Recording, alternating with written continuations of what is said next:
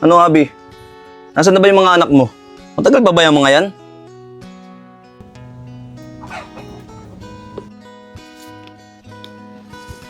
Angel, Kian, ano na? Sasama pa ba kayo? Anong oras na? Opo, Inay. Wait lang po. Nag-aayos lang po kami. Kanina pa kayo dyan. Ate, pero ako nung makeup mo. Aling makeup? Lipstick lang kahit ano, para naman maganda ako. Oh, ayan, lipstick. Ano pa? Salamin mo.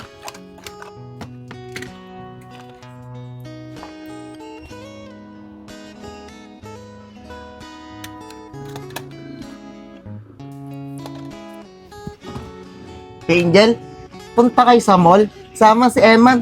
Gusto ko sa mall eh. Hoy! Anong sasama? Kami lang. Bakit? Kapamilya ka ba? Basta sama ako. Sabi ako kay Itay.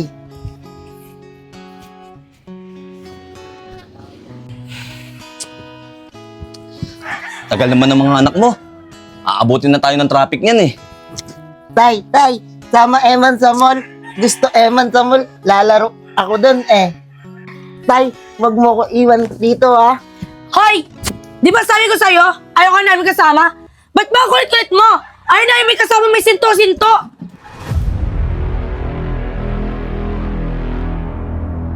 Itoy! Tay! Angel! Anong ginawa mo? Tay! Tay, di ko po sinasadya! Ano po gagawin natin dyan? Dali na natin sa ospital! Tay! Baka magalit sa akin si Kuya Lester! Tara, umalis na tayo dito.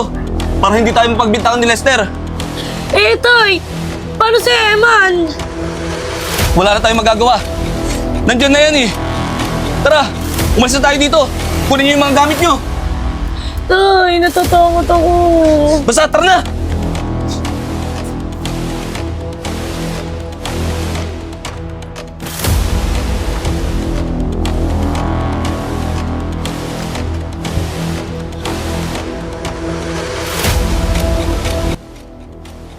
Yes! Sinagot na niya ako.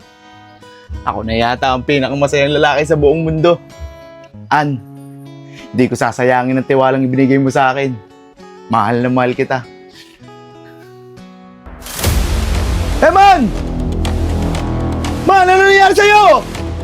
Tay! Si Eman! Tulong! Man! Ano nangyari sa'yo, Man? Eman, huwag ka susuko!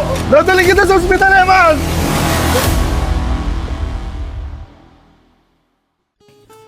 Kuya, dito na lang po.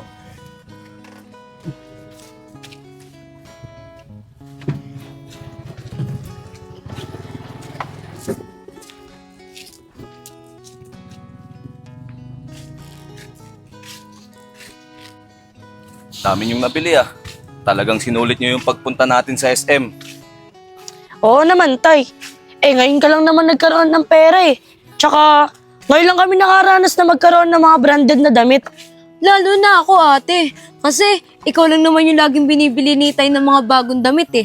Eh ako, lahat ng damit ko, napulot lang namin sa basurahan. Sana, wala na dun yung bangkay ni Eman.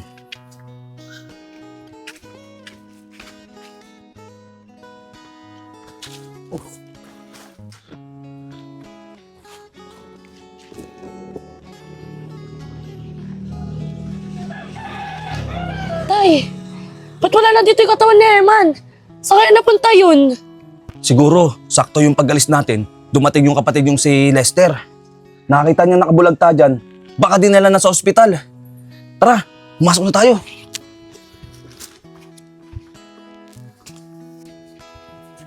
Tay, amin na yan. Ipasok ko na po muna sa kwarto. Susukatin ko po kasi ulit yung mga damit ko. Hoy, yung akin ha. Baka ilagay mo doon sa damitan mo. Hindi.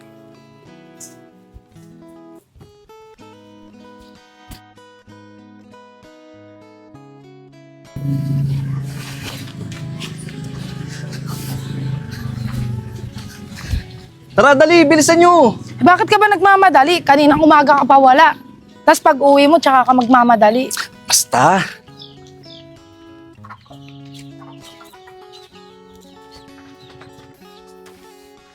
O, dahan-dahan lang ha.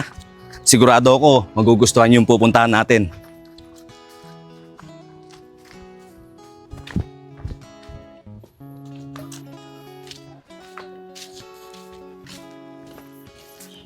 Teka lang, bago nga pala tayo pumunta sa pupuntahan natin, kailangan ko munang piringan yung mata mo, anak.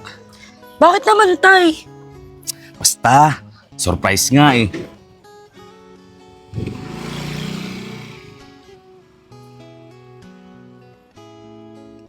Tara.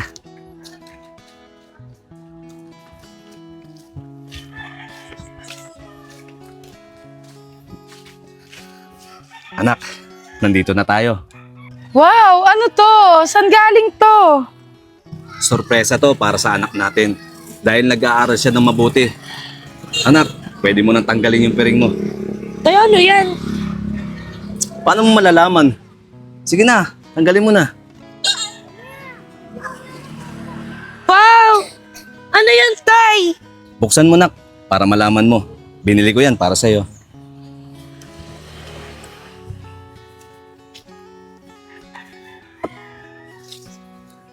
Wow, ang ganda! Tay, thank you po! Maraming salamat, Tay! Meron na akong magagamit na motor. Ang ganda! Anak, galing mo sa pag-aaral ah. Tignan mo, binilang ka ng tatay mo ng bagong motor. Oo naman, Nay. Mas gagalingan ko pa sa pag-aaral. Tay, paano naman po ako? Anak niyo rin naman po ako ha. Anak, tsaka ka na. Hindi ka naman nag-aaral eh. Mas kailangan ni Ate Angel mo yan. Anak, testing mo na. Sigurado ako, mas bagay na bagay sa'yo yan.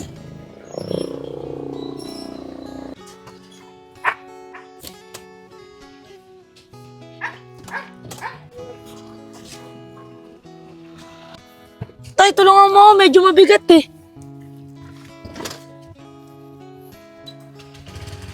Anak, ingat sa pagdadrive ha. Sige po, Tay.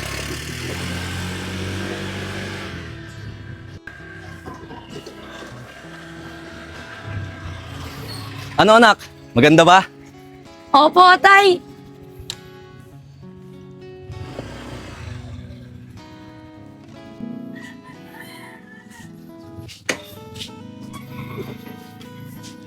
Thank you po, Tay. Iingat ako po itong regalo niyo sa akin. Walang anuman anak.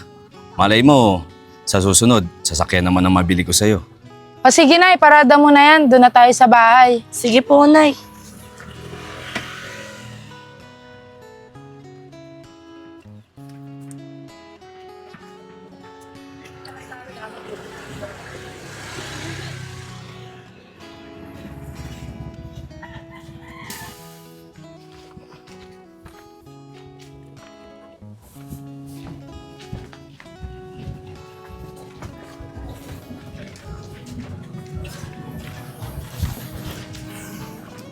Jo, di umuuwi si Lester. Ano kayong balita kay Eman? Kaya nga kinakabahan ako eh. Baka kasi mamaya, isipin nun, tayo may gawa sa kapatid niya. Tay, paano kung napuruan pala si Eman? Tapos di na siya nabuhay? Makukulong po ba ako? Natural ate, ikaw may gawa nung kay Kuya Eman eh. Kung mangyari man yan, kailangan mo panagutan yan sa batas. Huwag ka mag-alala anak. Hindi ako papayag na makulong ka. Eh paano yan, Jo? Anong gagawin natin? Di ko rin alam eh. Pwede naman natin itanggihan eh. Siguro, sabihin na lang natin na hindi natin alam kung ano yung nangyari kay Eman. Kasi wala tayo dito sa bahay. Oo nga tay, di ba pumunta naman tayo ng SM nung araw na yun? Eh di may papalisot na tayo. Tama, Jo. Yun na lang ang sabihin natin. Nasa SM naman tayo nung nangyari yun eh. Sige, ganto. Sa oras na dumating ang Kuya Lester nyo, dapat pare-parehas tayo ng sagot ha. Sige, ganun na lang. Sige, Tay. Ikaw ko yan, ha? Ayos-ayusin mo yung bunganga mo. Baka mapahamak ako ng dahil sa'yo. Oo na, hindi na ako magsasalita. Sige na, dyan na muna kayo. May pupuntahan lang ako. Saan ka na naman pupunta? Basta, dyan lang. Muwi ka na maaga, nasa yung pambili natin ng pagkain.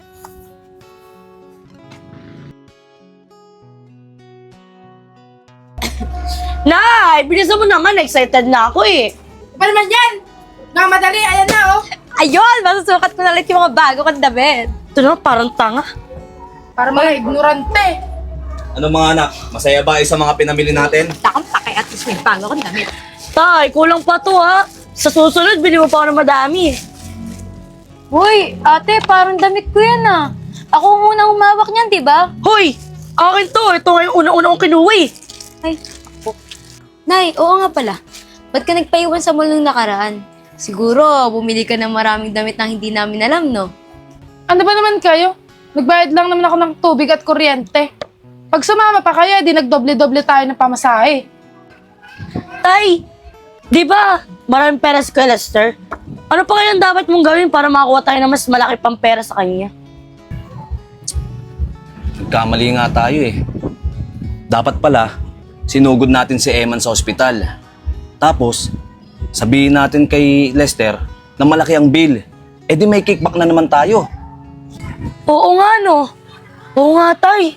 Ba't kaya di natin naisip agad yun? Oh, mukhang busy kayo dyan ah. Oh, anak Lester, ikaw pala. Bakit ngayon ka lang umuwi? Kahapon ka pa namin hinahanap ah. Busy lang naman ako pagbabantay kay Eman sa ospital. Dahil nakita ko siya dyan sa sahig, walang mali at duguan. Ah, pasensya ka na anak. Hindi kasi namin namalayan na may nangyari na palang hindi maganda kay Eman. Busy kasi kami sa pangangalakal eh. Busy pangangalakal? O busy sa paglustay ng pera ko? Yan! Yung mga yan! Saan galing yan? Di ba sa SM yan? Saan kayo kumuha ng pinambili nyo dyan? Kung dahil lang sa pangangalakal, hindi nyo mabibili yan. Teka lang anak, ano yung pinagsasabi mo? Wala ba kaming karapatan makaipon ng sarili naming pera? Tay, alam ko na lahat. Tari ka rito. Tay, kamusta po kayo? Eman? Ayun naman pala eh. Okay ka na pala. Pero bakit parang may nag-iba sa'yo? Nagtataka ba kayo kasi hindi na siya sinto-sinto? Di ba yun ang tawag niyo sa kanya? Sinto-sinto? Sinabi ko na lahat sa kanila. Lahat-lahat ng plano nyo. Sinabi na sa akin ni Eman. Yung plano niyo lukoyin ako? Pinagpanggap niyo pa yung lalaki na may-ari ng bahay? Yung pala, sa inyo talaga itong bahay. Anak, hindi totoo yan. Hindi namin magagawa sa'yo yan. May magulang ba naman na magagawa ang lokohin ng anak nang dahil lang sa pera? Oo nga anak. Huwag ka maniwala dyan kay Eman. Niloloko ka lang yan. Hindi mo naman kadugo yan eh. Niloloko? Simula nung pagkabata nitong si Eman, kasama ko na siya. Kaya alam na alam ko ugali niyan. Sa bagay, nagawa niyo nga ako ibenta nung bata ako eh. Kaya hindi na ako magtataka kung magagawa niyo to sa akin. Alam niyo, kaya ako nga kayo inaanap kasi gusto kong bigyan sana ang pamilya ko ng marangyang buhay. Pero nagkamali ako. Mga gahabang pala kayo sa pera. Anak, patawarin mo kami. Hindi namin sinasadya. Nasilaw kami sa pera mo. Hintayin nyo ang pagbalik ni Atorong dito ah. Kasama ang mga pulis na dadampot sa inyo. Yan ang napapala nyo. Mga ganid kayo. O paano? Sa presinto na tayo magkita. Eman, sa malaking bahay na tayo tumira. At least dun, walang mga mukhang pera. Tara kuya, pabayaan mo na maghirap yung pamilya mo na yan. Tara na.